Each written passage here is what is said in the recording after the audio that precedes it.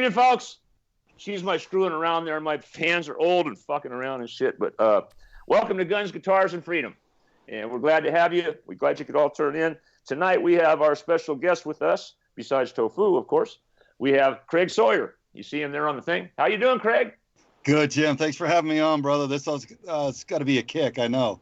Yeah, I've been looking forward to this. Yeah, we kind of go back a few years, and yeah, buddy. Dude, you've done so much stuff. I don't even know where to start. But one thing I want to get out of the way is the general housekeeping stuff. Folks, say hi to my friend Tofu back there. He's my co-host and engineer. Without him, this shit wouldn't happen because he's the smart guy. I'm just an old guy with a face, an old face. But anyhow, also too, I want to thank our sponsors: Sons of Liberty Gunworks, the Firearms Policy Coalition, and Texas Toast Guitars. Those folks help us keep this thing on running and going. And also, too, tonight I have another sponsor I want to tell you about, but that's a little bit later. Right now, we got Craig with us, and Craig's going to be with us for the whole hour, mainly because Craig has done so many things in his life. We can find things to talk about: guns, music, and freedom. And it all works with Craig Sawyer because he's very much involved in all that stuff. So, Craig, welcome, brother. Thank you, brother. Appreciate it being on, man. I'm looking forward to getting through some of this subject matter you and I have shared together. Yeah, that's been also too. I forgot to mention, I'm wearing my "I Miss America" T-shirt. You get that, right, Craig? I know. Don't we all? Don't we all? And this is from my friends. American, what is it? Nutrition Factor T-shirt. So, well, we got to keep healthy too. This is Magpul. American company. Well, Magpul does good stuff. They good yeah. stuff. Yeah, Drake and I go way back to the beginning, man. So they've sponsored me all along. So it's cool. Very good. Fun. Well, anyhow, Craig, the first portion is basically about guns, and I mean, I know you've handled guns a lot. That's kind of one of the things that you do. I was kind of curious in your era in the SEAL teams. What was the weaponry like? What were you, or whatever you could talk about? Let's put it that way. We had a little bit of everything in the armory. It's like a toolbox, A good mechanic has different tools for different applications. But I started off at SEAL Team 1. It was a very well-disciplined SEAL team, very hard training, but it was very effective. And the doctrine there was that everybody carried 7.62, unless you had to carry a 203. And we didn't really have a way to mount those on 7.62 weapons at that time. So those guys, the radio men and the corpsmen would carry typically 203s, and everybody else either in my era would carry an M60s or M14s. And we trained extensively with those things. I mean, we wore them out.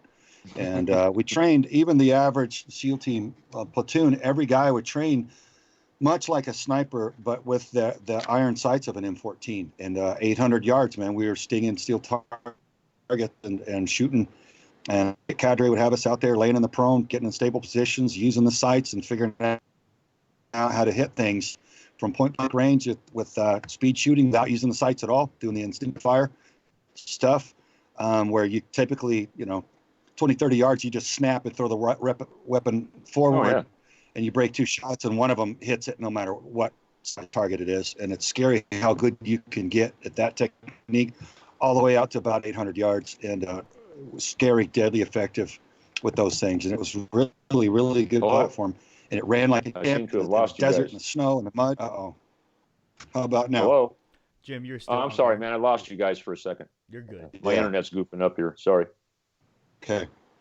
Tofu, was I gone as well? Or just no, sir. You were on air the whole time, sir. Okay, it was just me. I hit something on my computer and I screwed something up. I'm sorry. So, yeah, it's the M14 was the weapon I carried more than anything else. I had a Remington 700 that I went through Marine Corps Scout Sniper School with as a Navy SEAL. And I had a 50. It had a big Haskins 50. It was a huge, heavy 50. We got rid of those and then went to the Macmillan TAC 50s and carried that for the rest of my time there. And even at Devgru, the TAC 50 was the 50 option that we carried the entire time that I was there through the 90s. So, yeah, I like to carry the heavier things. There were lightweight weapons, but I found that, man, if you really want to have a great terminal effect, if you want to break one shot and put the threat down, you need 7.62 or bigger. And the 5.56 just really, it's kind of hit and miss. You may put a round in somebody, and they don't go down, or they might, or you may have to put 345, and it's just I think 7.62 is just a more effective option, generally speaking. So hard to argue with that. Generally, what I stuck with. Yeah, I got a funny story about M14. Sorry, I didn't mean to cut you off. I actually recently met a guy at the range, and he is a newly retired Marine, and we got to talking a little bit. And I was like, so yeah, what do you use for home defense? And he was like, yeah, so I really like M14s. So yeah, that's my home defense weapon. And everybody in the background just like looked over, like, what did he say?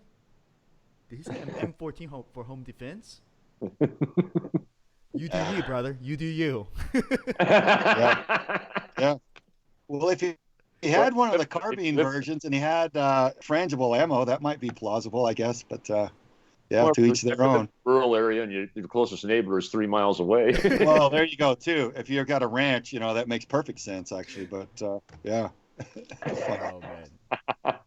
Well, here's another thing about the M14. So they weren't new weapons, right? That thing came out before the Vietnam War. 59. So late 50s. Picture in the late 80s. I was out actually. We were on a skydiving trip, and some of us were from SEAL Team 1. We're laying up at night. We're getting ready to get on an aircraft to go do a jump, and some of the other service members from another branch came by. And they're like, "Oh, you guys don't have the new M16s yet. You still have those old M14s. You can't get upgraded to 16s." And I was like, "Man, we've had those in our inventory for 30 years, man. Of course we have them, but we just told them, no, we can't afford them. We use these old things." So I wouldn't feel undergunned with it.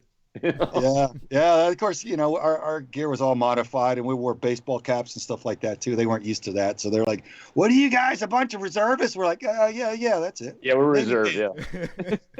Never even shot a gun before. It was always fun traveling to other bases and stuff. We'd go on Pendleton. You know how uptight the Marines are. I can say that because I started off in the Marine Corps, and all the Marines will appreciate that. But man, we'd go into a store or something, and we'd have our field camis on, and ball caps and things. They'd look at us like, "What are you guys? A bunch of reservists?" We're like, "Yeah, that's it, man." Awesome. National Guard. So fun times. Funny. Well, that's funny. I read Denny Chalker's book, and he talks about how, his group, they kind of moved away from the regulation hair and mustaches and stuff like that, and it's like they caught a lot of flack for it, but it's kind of cool. I mean, if you're doing stuff like that, you got to be a little less conspicuous, I think.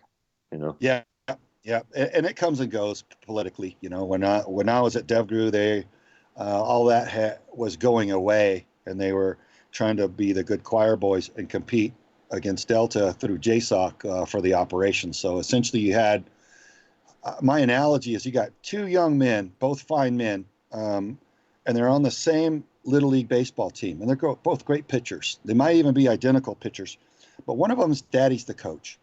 And in the 90s, all the JSOC brass were Delta alum. So they were going to use the Delta guys for all the ops. And so Devgru, we're the redhead stepchildren of JSOC, right? So it was like we were trying to kiss up and cut our hair shorter and shorter and wear more military, more army-looking uniforms. And meanwhile, the Delta guys are going the other way. They're like trying to be like SEAL Team 6. They're growing hair long and beards and doing what they wanted. And so it's just funny how things change. Of course, after 9/11 and both units got really operationally busy. Then it was known in the Pentagon and JSOC who could do what. So all that kind of went away. But there's politics. But fantastic operators in both units, man. I got a lot of friends in each. So nothing but respect and love for all the guys that operate at the tier 1 level, man. They are the most capable operators on the face of the planet, both units. Yeah, most of the guys that I've met, like yourself, Denny Chalker, all the different guys that I've met over the years, it's an honor to know them because they're a different type of individual. They are, but I had my wife and I had our first kiss in Denny Chalker's kitchen. Pretty cool. Yeah, there was a big Halloween weekend, and Tressa had come out. So there's 3 of us Navy SEALs renting a house together, and one of them's girlfriend lived with them in the master bedroom, and my wife came out with another girlfriend to visit her for a long weekend, and we just kind of ran into each other in the living room. We're like, hey, so we all got dressed up and went to a whole series of parties there. A lot of the guys from the unit were going in a group, from party to party, and of course, Denny lived right behind us, literally right over the fence. So we went to his place, and Tressa, the visitor, I thought she was just smoking hot, and she says she thought kindly of me, and we just really hit it off, and ended up kissing her in his kitchen.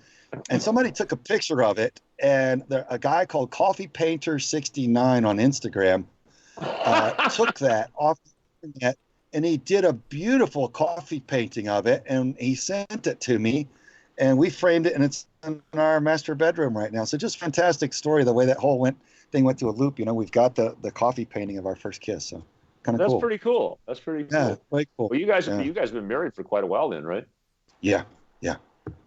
That's great. Good news. Well, that says a lot for you. I know, team guys aren't easy to stay married to. I know a lot of them that are.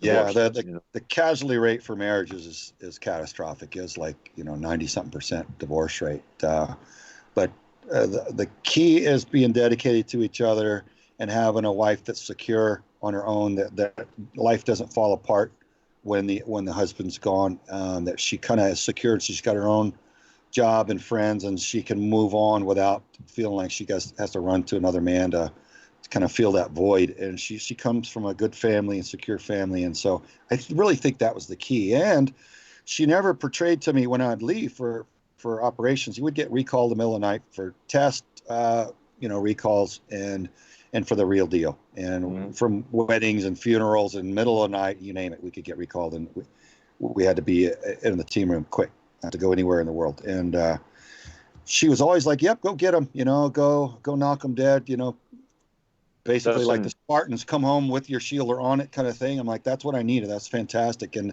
it wasn't until we watched that Act of Valor movie, a Navy SEAL movie, where the husband leaves and the wife collapses behind the door and starts crying after he's gone, that Tressa said, that was me every time. I'm like, get out of here. You never had that in you. You weren't. She goes, Craig, that was me every time. Wow. I held it together so you wouldn't know. I was like, oh, that's an incredibly strong woman. Your heart. Yeah. She did that. Incredibly strong woman. Yeah. That's a good woman there. Yeah. One of my very good friend. Oh, sorry. No, go ahead. One of my very good friend. He was a team guy as well, and I think he was team 1, and his marriage fell apart because he was away, and he's now just starting to rebuild his relationship with his son. Yeah, that's good. Good on you guys. Yeah, man. Yeah.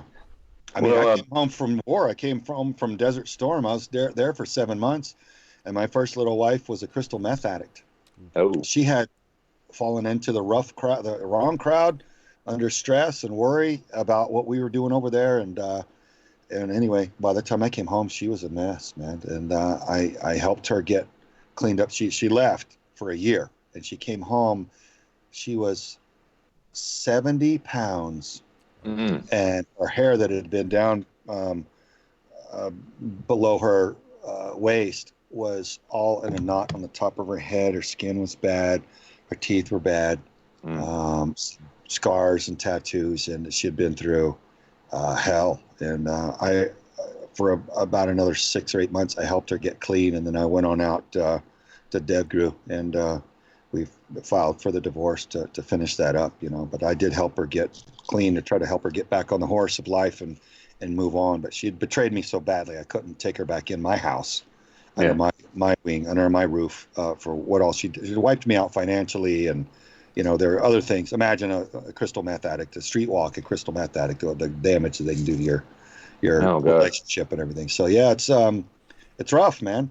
So here's to those who do leave their families and deploy on behalf of all of us for our freedom and liberty. It's not easy, man. It's costly. It's emotionally draining. So God bless everybody that leaves the comfort of their home and goes and serves and protects, man. It's no joke. Yeah, it's part of the whole giving back thing. And that's one thing I find is pretty common amongst most of you guys, is that the whole idea of giving back. And a lot of people don't understand that. but it's a self-sacrifice thing that that I just see in most of the people I've known in that industry, and you just don't see it in a lot of people. I think it's a certain quality that almost has to be born with. Maybe, I don't know. I don't know whatever happened to the man influence in this country, but once again, I miss America. So yeah. Well, you got strong moral character, Jim. You know what matters. You know what you stand for. Somebody raised you to have those values, or you found them along the way, but it's clearly in you, and you have a lot of respect for people. Well, God bless the World War II generation, because those are the people that made me the man I am. They taught me my belief system, and I know yours is a lot of the same. We carry a lot of the same beliefs in that regard. But man, I just can't say enough about what you've done in that regard, Craig, because I know that's just a small portion of what you have done. And I mean, I know you went on to do OGA stuff and the Federal Fire Marshal thing. I think you were one of the first Federal Air Marshal. Air Marshals. Yeah. Yeah, there was only 33, and their tactical pistol course was the toughest in any law enforcement anywhere. That was a no-joke pistol qualification course. We used to train for that. There was only 33 of us at the time before 9/11 happened, and pistol training was legit, man. I got pretty tuned up. And, well, you got to thread the needle there if you try to shoot somebody on an airplane. That's pretty precision shooting. I mean, the speeds in that original version of it were you had to be quick, man. Mm-hmm. And so after 9/11, they had to hire thousands of agents from everywhere, and they that standard was unrealistic. So it just took way too much training to get people up to that level. So they lowered the standards and they changed the pistol training qual. But that was pretty cool. And I got to tell you, the most fun thing I think I ever did in the firearms realm was shoot a TV show with Arlie Ermy, with Gunny. Oh, yeah. Yes. You and Gunny looked like you had so much fun out there. I said, because I was grinning because inside I was like, are you kidding me? I'm making TV with Gunny. Are you kidding me? This is awesome. We became such good friends, and it was just cool. We hung out on set and laughed and joked about things and talked about what matters to us and our families. And he told me stories about Full Metal Jacket, and he's just cool, man. I'd known of him obviously for many, many years, but never had spoken to him. I'd been within 10 feet of him probably a dozen times, but he's always literally mobbed by Marines and other people everywhere he goes, because he's the biggest rock star ever in the firearms industry. They just love him. And he was always kind to people. And I told him, I said, we were sitting in his trailer on set one time, and I said, Gunny, I see you play the hard guy drill instructor, and and I know a lot of famous and wealthy people and poor people and everything else, but I didn't know what to expect you to be in person. And I pleasantly surprised to see just how genuine and kind and laid back you are, and how many people have said, how nice you were with their little daughters, and you took pictures, and you stayed late, and you stayed through lunch at the trade shows and all this kind of stuff. He goes, Sawman, he goes, I just figure it doesn't cost us any extra to be decent to people. I'm like, oh yeah, Cody, that's what a statement. Too, so. What a statement. Yeah, that's how he thought, and that's who he was, man. So there was always a mile. You've seen it, Jim, a line a mile long at SHOT Show. SHOT Show? Oh yeah, just to get a picture with him and an autograph. Three people wide, about 50 yards long. The line would stay that way all day, every day, and he'd sit there and shake hands and take pictures and chat with people, for a minute or two and move on. Yeah, it was always a pleasure. I was grinning because I couldn't. It was surreal. I couldn't believe I'm making TV show, and now Gunny and I are buddies. I mean, how cool is this? So it's always nice to hear that our heroes have heroes. Absolutely. Actually, so bringing up Full Metal Jacket, growing up, I've always wanted to meet Gunny and get yelled at by him, just like in the movies. I've heard that he'll do that for people on occasion. I heard he did it for one person, and he just went full on, and they said it was fantastic. And I think I could tell this story. Shannon Kemp is one of the armorers and special effects, not special effects, but one of the props guys on not only Top Shot but Gunny Time. And Shannon, we were out to eat once, and he said, I had this experience with Gunny. We were over in Europe, and we were traveling, and he said there was nothing for breakfast, and we left the hotel. He said there's a little cart with like danishes and stuff, and he's like, oh, it's a coffee cart. I'm gonna grab coffee, and I'll just, give me one of those rolls or whatever. I'm just gonna eat it and just get going, so I'll have some sort of energy, because Gunny's like nonstop. Well, he said, you got to keep up with Gunny. He goes, the hair stood up on the back of my neck. He goes, I heard from over my shoulder, Jesus H. Christ, Shannon, are you supposed to be eating a jelly donut? And he's like,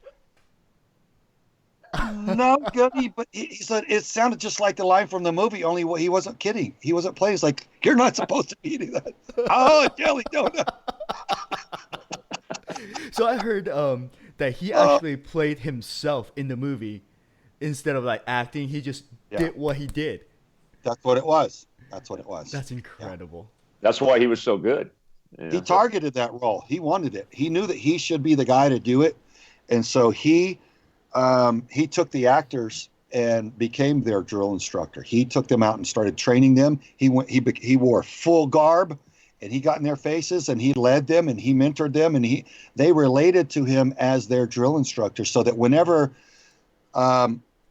they began filming, the other actor, although a good guy and probably a great actor, they didn't relate to him. And then whenever they're like, hey, Gunny, go show him what to do. And he would go in there, what are you doing? What are you doing to my beloved friend? They would snap to him. They would respond to him. He was their drill instructor, and he took over. He was prepared for that. And so obviously they gave him the role. They paid the other actor in full, and said we want to use him. But then they gave the actor that role of the machine gunner. You just don't eat. It's easy. You just don't eat him as much. That guy, that was him. So Gunny said, you know what, Craig, I got him at least one. I think it was 2 other roles, good roles, to help make up for it. So he didn't like lose money, but he lost that role because Gunny took it from him. But he says, that was me. It was supposed to be me. No offense to him, but Gunny owned that role, man. He really did. It was fate. It was meant to be. So I hope that actor is okay with it now, because it's legendary. That's hilarious. Well, you kind of got to be, Anyhow, now, we always talk about music on this show, and I know you've been involved in that too.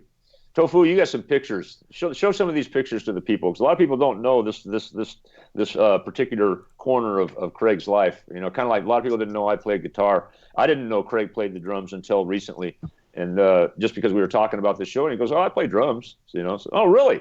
And then I see pictures. He's got this cool ass set with these giant 26-inch deep kick drums. It's like, oh God, that's just the kind of drummer I like.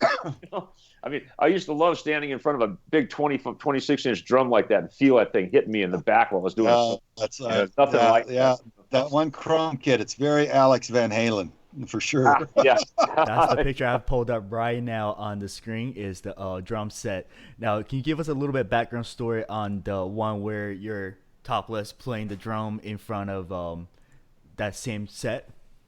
Well, that's probably in my training room in the band studio. So that's all that would be. That's my kit. If it's chrome and it's got the tread plate looking heads on it, that's that one. So yeah, that was my rock and roll get some, kick 'em in the teeth kind of kit. I was just training.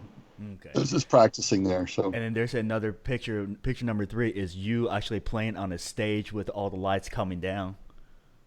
Yeah, I think that picture is a local band in Tucson. So those guys are fantastic musicians, and my wife actually grew up with them. So they're like, I had just come back, I think, from Africa with Rhino Wars when those guys were playing a gig, and she goes, let's go see the Toledo Brothers play. Their band's really good, and they're fantastic. And they're like, hey, everybody, we got Craig Sawman Sawyer here tonight. And so they got me up on stage and let me play jam out a couple songs with them. So that's always fun. So I think that's what that was. Well, dude, I'm telling you, since I know you got a room to do this stuff, one of these days I'm going to throw my Marshall and a few guitars and my pedal board into my truck, and I'm going to drive down to your place, and we're going to make a lot of noise. Don't threaten me with a good time. Don't threaten me with a good time. And I know so many good musician friends in Vegas that I'm sure we could find a kit and oh hell yeah, that'd be cool. Plug in, and I could you and I could get some, brother. It'd be fun.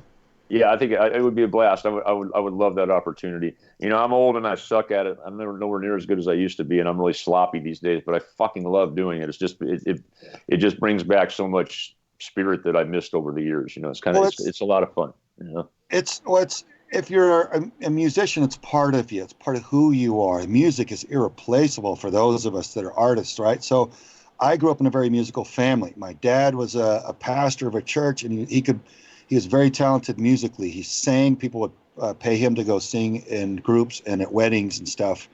And a fantastic singer, but he could play anything on the stage. And so my mom was my mom could play anything, keyboard or strings. And then my sister, because like my dad, she could play anything, I think. And so my brother plays guitar. So it was just in me. And so I just always loved music. I still do. It's part of who I am. There was a big rock and roll band that moved to where I was. The two brothers became bodybuilders. And they used to be in a band called Quick Sister. And they were fantastic, man. They were great showmen. And my brother had seen them. He goes, "Those guys they put on a fantastic show. That's a good band." And I'm like, "Well, they run the gym in front of the house now, and we've become buddies. You know, we live together and all that." And so I asked the guy. I said, "Hey, my brother said you were an awesome guitar player, and you guys were a fantastic band. Do you ever miss playing?" He goes, "I'm starting to miss it less and less. You know, it'd been maybe a year." Well, then I guess me asking him that. Well, he told me. Asking him that, it sparked some thoughts in his mind. He picked his guitar back up and he started writing songs. Well, then they started a band back up. They got the best local drummer around anywhere there, which was Tim Hamilton, a guy that I'd grown up with. A lot of training, a lot of jazz and sophisticated drummer training. And I was just a crude garage band kind of guy. Well, yeah, same here. I wasn't technical. I grown up in church, you know. So I was into it, and I was used to following and reading, you know, my dad and the rest of the musicians and stuff.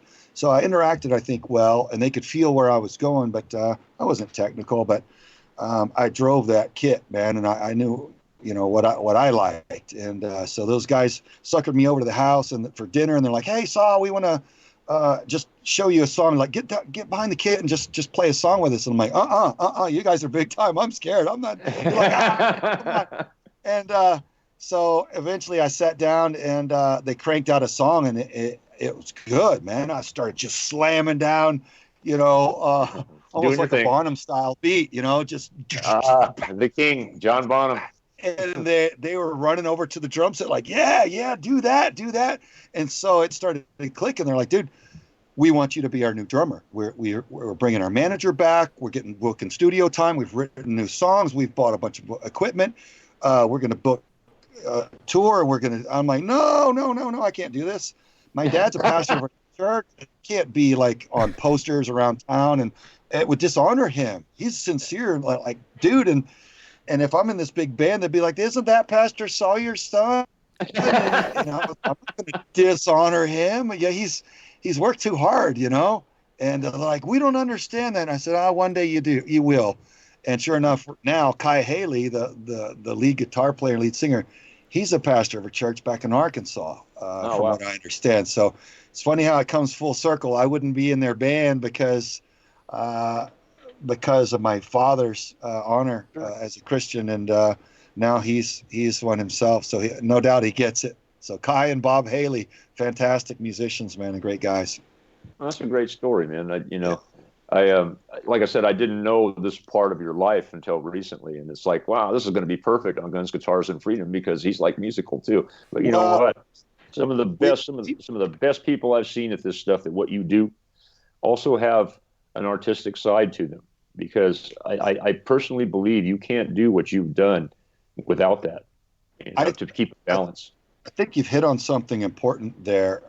It's the coordination. It's the left and right brain usage that there's an attention to detail and a finesse and a feel, that little something extra that just causes things to go better on the whole, task after task after task. It wasn't that I was like super uber goober abba gaga at one thing and I was like the end all be all. I was kind of good at most everything, and the more tasks they would string together, the further I would get ahead of the rest of the guys if it was a competition. And it's just because I think a lot of that does kind of fall into play. It's interesting that you say that. Well, it's because just from obviously I don't have a background like you do, but just from my training and stuff like that and the people I've worked with, and I've found that the musical influence and the artist kind of mindset does kind of gel in there somewhere. It's kind of like a balance of good versus evil almost, if that makes sense. I don't know. Yeah. Well, you've got the left brain that's all mathematical and engineering type, people that deal with things and math and fact. And then you got the right side of the brain that's very artistic and creative. And, if you can get them both firing and working together, you do have a better overall, I think, balance. Performance things and balance. And I think the balance is what kind of makes the magic. Whereas, some people are very one-sided, and while that can work for them because they find how to make it work, I think ultimately if they'll train themselves to use both, it's good. Like there's a firearms drill that you've seen me run, and it's designed specifically to utilize both sides of the brain. And I'll put colors and shapes and numbers. Oh, yeah. I remember targets that. And a no-go target somewhere in there, and challenge people on the quick to identify. And they've got to think, so colors are different than the numbers, and they're different than shapes. You're using different portions of your brain to decide what to shoot and where to shoot it. And it's just, I find that it's good to keep people thinking while they're shooting. Very careful target ID and very careful shot placement. Speed's one thing, but if you've shot the wrong thing, all is lost. Yeah, it doesn't matter how fast you are if you killed the wrong person. That's not good. Yes, sir. Yeah, it won't do any good to fly SEAL Team 6 halfway around the world to rescue an ambassador or his wife, only to shoot them in the hostage rescue, right? Yeah, that's kind of anti-goal, I gotta think. Kind of important. Yeah. So I got a funny story. Well, kind of short story, but I shoot USPSA a lot, and as soon as the beeper goes off, all the planning goes out of the window.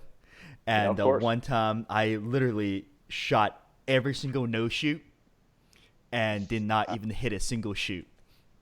Wow. I came out negative on that shot.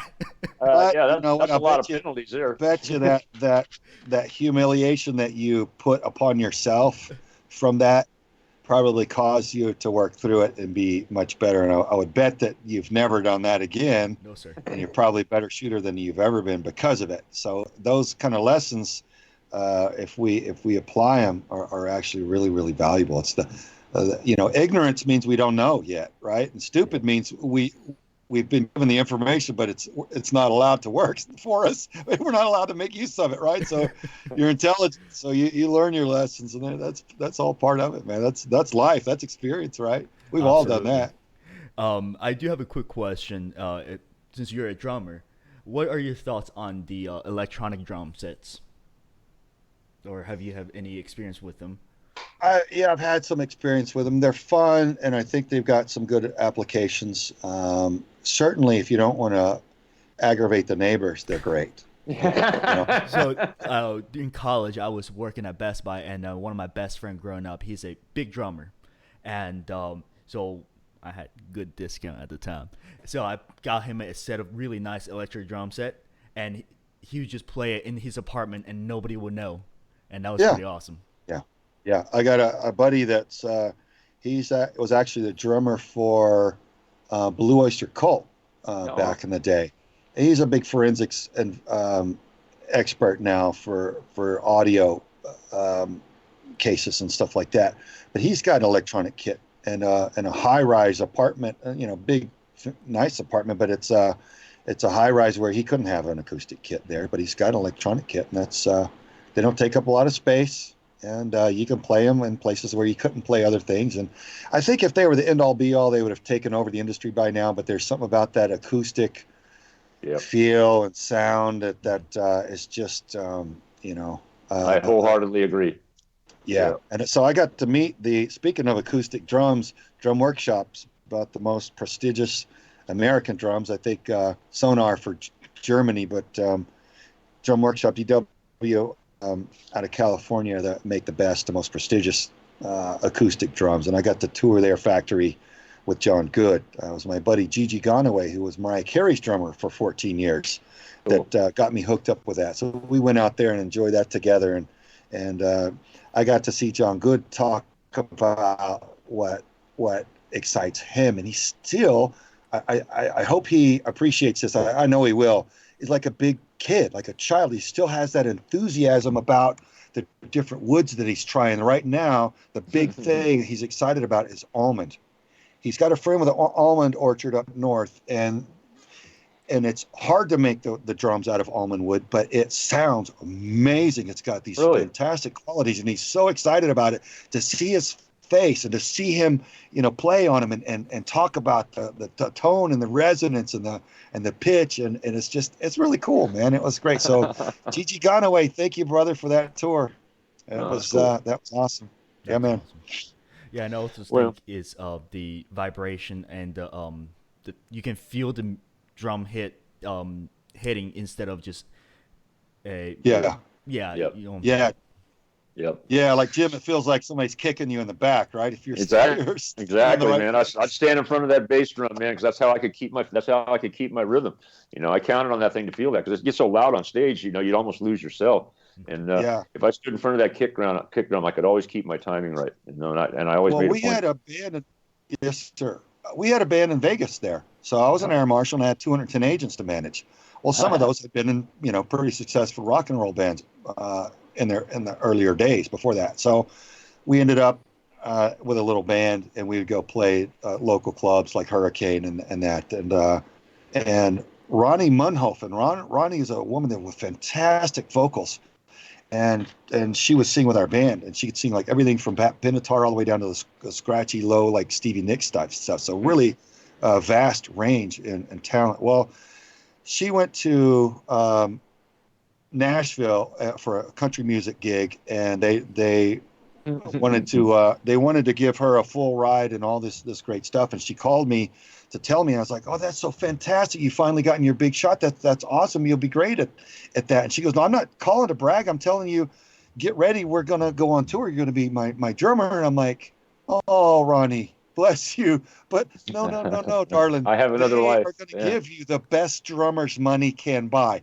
If they're telling you you're gonna have a #1 album and a big tour where you're gonna fill out these big stadiums, it's not going to be me." And she says, "I don't think you understand just how stubborn this girl is. It has to be you." And I'm like, "Why would you even care about? I mean, we played in a band for a little while together. Yeah, we're friends, but why me?" She goes, "I like knowing that's you back there. And when I'm singing," she goes, "I've sung with a bunch of different drummers." She goes, I can feel where you're going. It's just I don't have to look. I can feel where you're going with the beat, with the song. I feel anchored like no other drummer." I'm like, "Bless you. You made me feel really, really nice." And anyway, cool.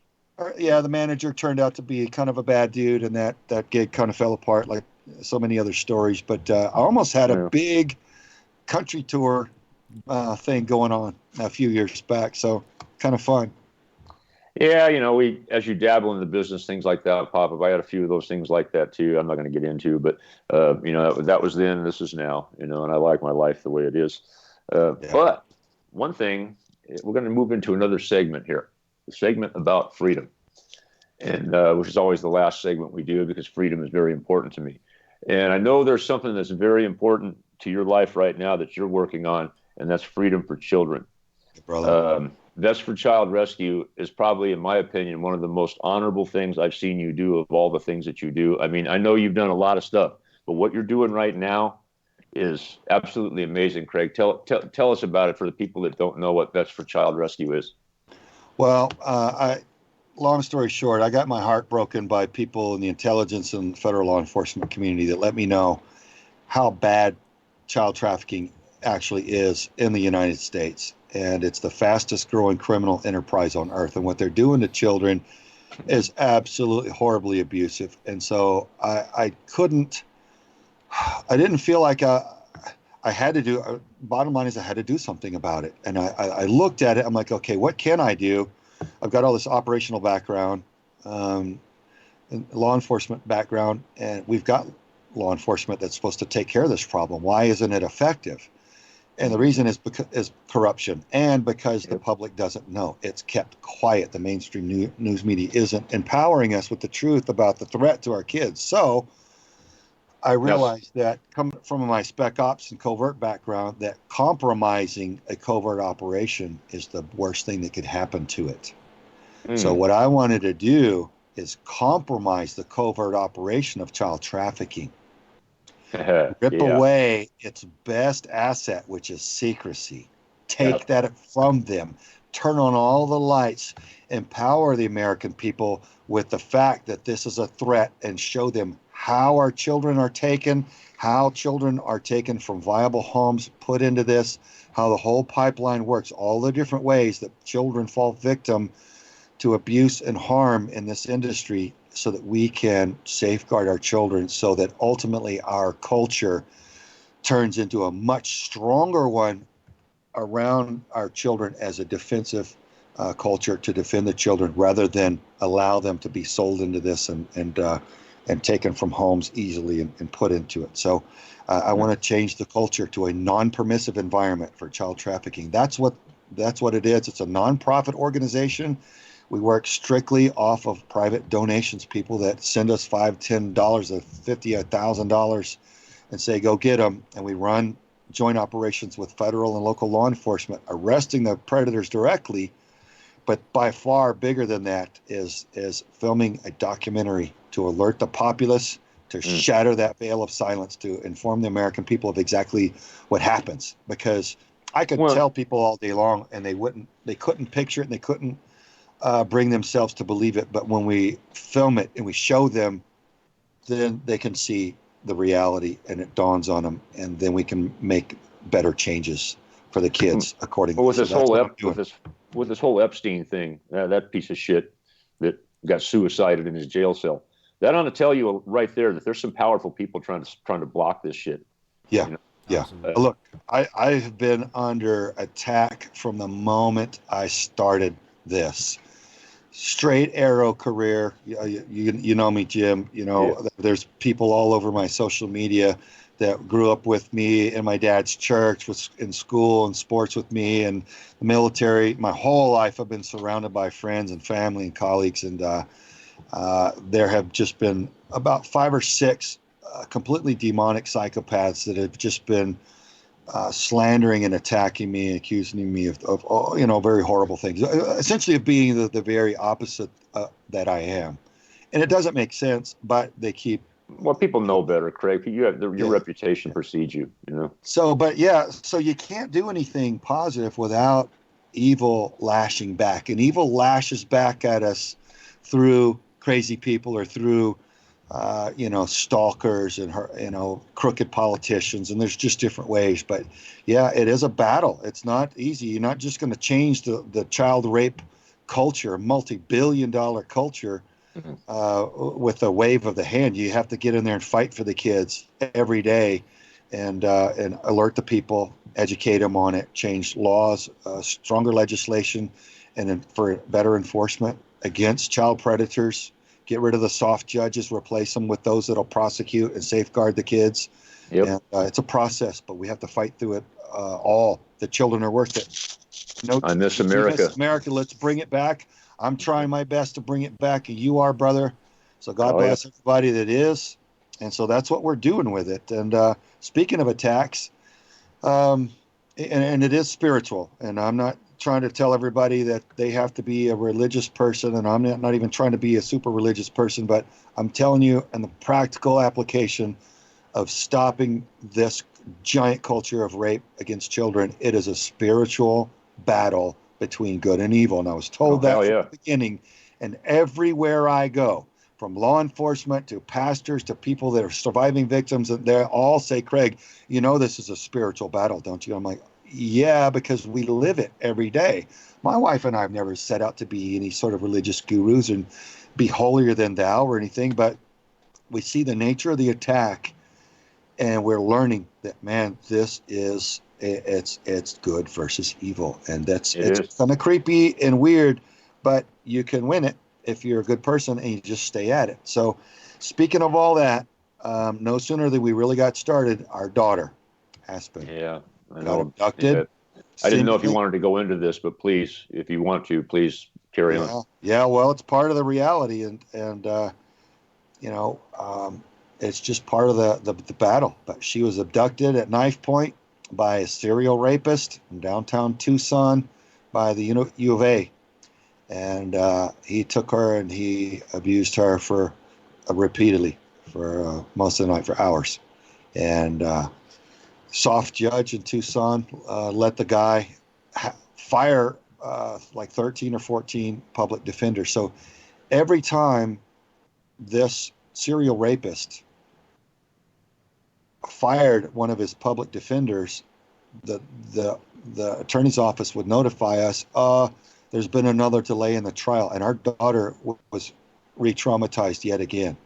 Oh, God. And so 2.5 years later, we finally brought that clown to trial, and obviously he was destroyed by the facts and convicted on all 7 counts and convicted to 68 years. He's 34 years old now, so that's a life sentence, and that's what he deserves. But even then, the judge wanted him the minimum sentence. There's a lot more, but So I think it was 236 years or something he was eligible for, and the judge gave him the bare minimum. So judge has a notorious reputation for being soft on child predators. So it was just unfortunate that judge let that guy talk to him and run that courtroom. That judge let him run amok like crazy. I mean, he was literally telling the judge, "Whoa, Javier, really, dude? Oh, you've changed, bro. Javier, really? Oh, bro, you've changed, dude. That's not what we talked about before." That was the predator talking to the judge. Oh, and the judge never dropped the gavel and said, "You'll sit down and shut your mouth, or I'll hold you in contempt and we'll tighten you up." And he never came back. He was just talking to him like a son, like, "Oh, you really just stick to asking the questions." Just so nice and kind to him. I'm like, wow. Anyway, but yeah, the dudes. So justice was eventually had. He's gone. Our daughter fought back and won. She also served with us as a junior decoy agent on one of our operations, and was instrumental in our operations. And she saw 9 predators in that operation get handcuffed and led away for 30 years to life sentences. Awesome. And she was part of it, and it helped her. I'm sure that was pretty healing for her. It did. It helped her heal. She told me, she said, "Papa, this is better than any therapy or counseling could have ever been. It's just taking action and taking these predators that harm an average of 70 children each throughout their lifetime, to take them off the streets and know that they're going to harm and rape no more children feels better than any counseling." She goes, I'm feeling better all the time doing this." So that was good. She participated in that's making things happen yourself. Good that's an action. That's an action. And it felt good. Now I was against it at first because we put body armor on the detectives and the decoy agents, and I didn't want my daughter anywhere in harm's way. Are you kidding me? This is the most precious thing I have in my whole world. My little sweet pea daughter, and you're not going anywhere near these creepers. And but her counselor said, "Hey, you should do it." I'd give her a chance to fight back. My own wife said you should do it, and my own team members said, "Hey, Craig, you should let her fight back." And finally, Aspen looked right through me like only she can. She says, "Papa, I'm gonna do this with or without you." And I was like, "Okay."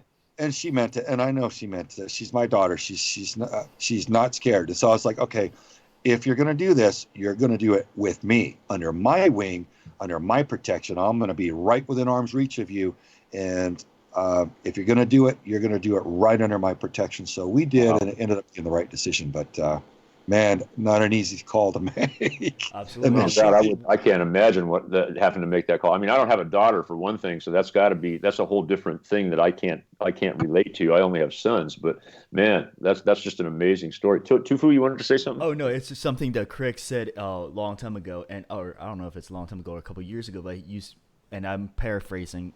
You said something along the line of the best self help is to help someone else. In the process, like of helping someone else, you will And feel elevated.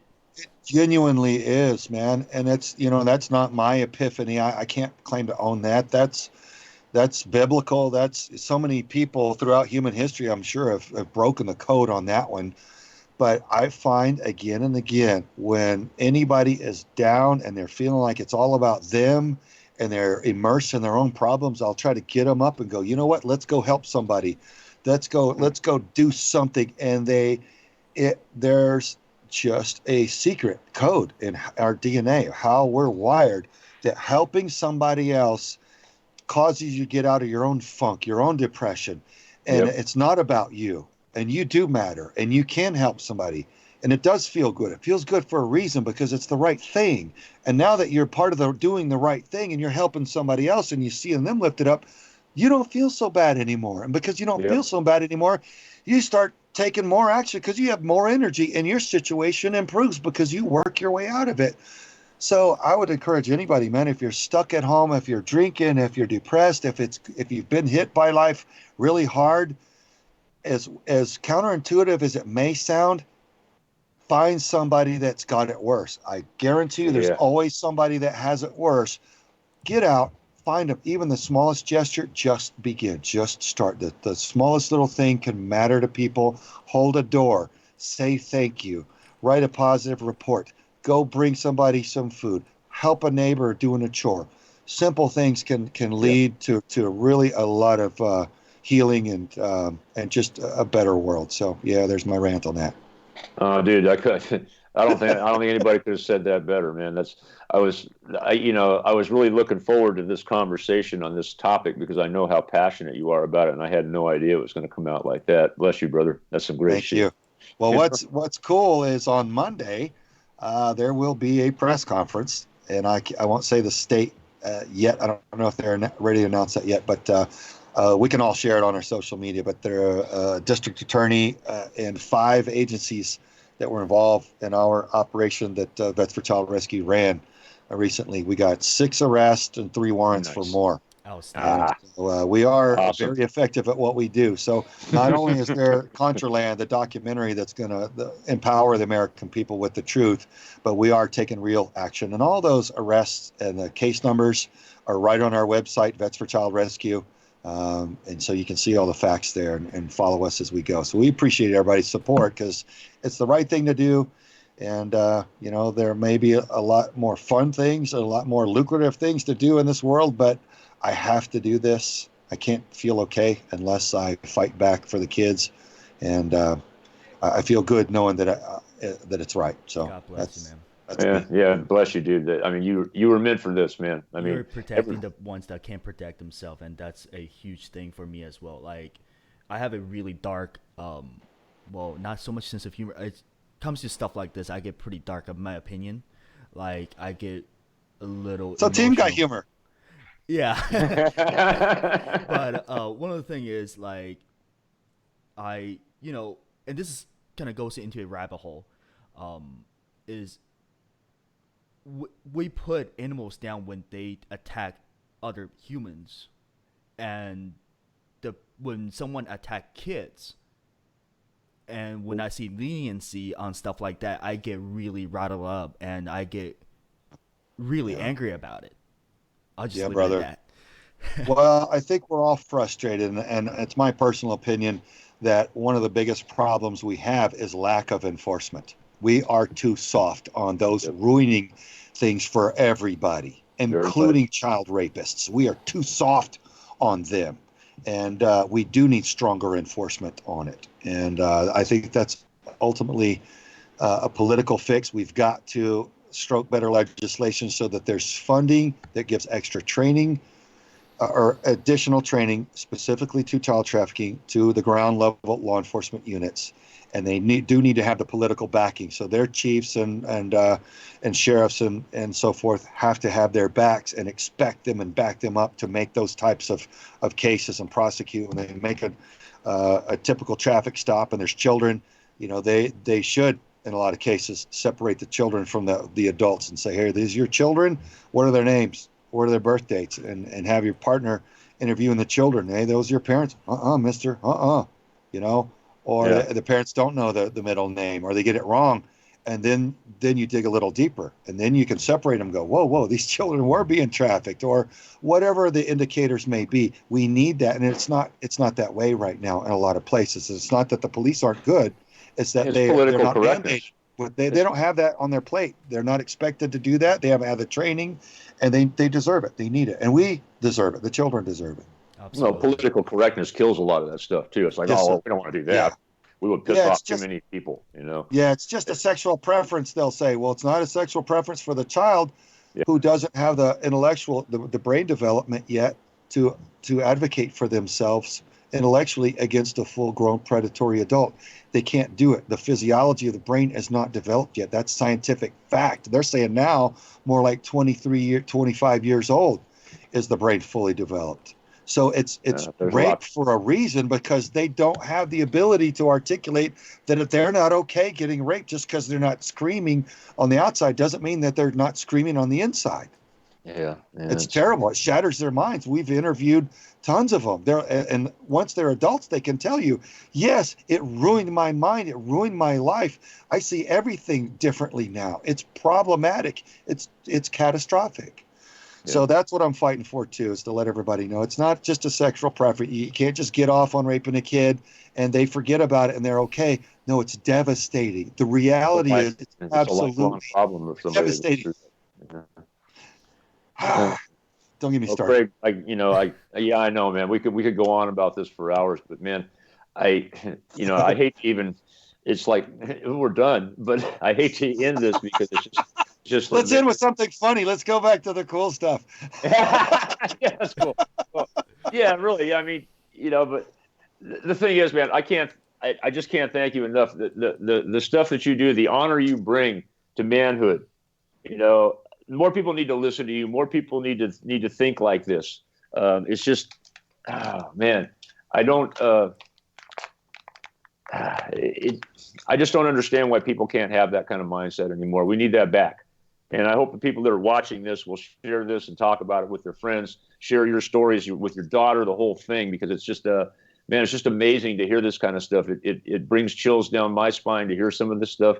And I'm hoping it does for the people that are listening too, because this is all too important, But Craig, man, you're just a man of so many things. I got to have you back again because there's just so much we could talk about. That's why we didn't even have any other guests on for this show, because I knew this guy's got such a long history, man. We could build 3 hours at least on this guy just talking about a few of things. A lot of people don't believe that I've done all the things I have, and I tell them, I say, look, man, I'm not really anything special. I'm a regular guy, but I just have the culture of going for my dreams. I wanted to become a Navy SEAL.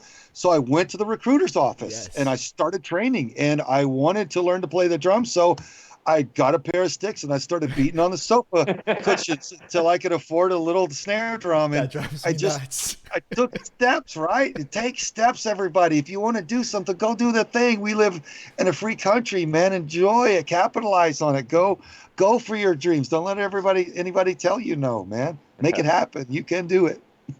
That's a positive note, man. That's a positive note, Craig. Yeah, brother. Thank you so much, man. This has been absolutely amazing. And like I said, we need to do this again sometime soon. You're an honorable guy, and I know everybody's watching this is probably just in awe right now of some of the things that you've said and done here. So thank you so much, Craig. We're really happy to have you. Well, thank you. Thank you too, Fu. Appreciate your wingman assistance there, brother. It was a good time. And everybody, look after the kids. Absolutely. And for everybody that's still listening, and the links are down in the comment, are in our base info down on the bottom with Vets for Child's link is in there. Craig's IMDb, Wikipedia is in there as well. Check them out. And thanks for sticking around, everybody. Yeah, we appreciate you all, and don't forget Wednesday night we're going to have another podcast this coming Wednesday night with Dima and Alex from Center T Training. As you know, a couple weeks ago I was in Russia for the Red October event there, so we're going to do a debrief on that whole week that I spent there and the event and the whole deal. So that's going to be on Wednesday night, just because we have our Red October next weekend. So be sure to tune in again Wednesday night to see that. That's going to be at 8 o'clock. And the Genius Tufu here will have a link there that you can check out. So go to the Guns Guitar Freedom page and you'll see that there. And get with us on Wednesday nights. It's going to be a great conversation. We've got Demo don't speak English, but Alex does. So there's going to be some translating going on. We may run a little long because of that, but it's going to be a fun show. And but again, Craig, thank you so much, man. It's an honor to have you here, and we're going to have you back. Definitely got to have you back. And hopefully next time maybe we can be together with some drums and guitars and shit, and we can really blow people away. Yeah, man, we'll talk about my motocross racing and martial arts and some of that. Oh God, stuff. yeah, a whole nother life, a whole nother life of Craig Sawyer. All right, guys, Craig, thanks. Tofu, pleasure as always. We couldn't do it without you, brother. You are the man. Do it. And folks, thanks for tuning in, and we'll see you Wednesday night when we talk to Dima and Alex. Y'all have a good one.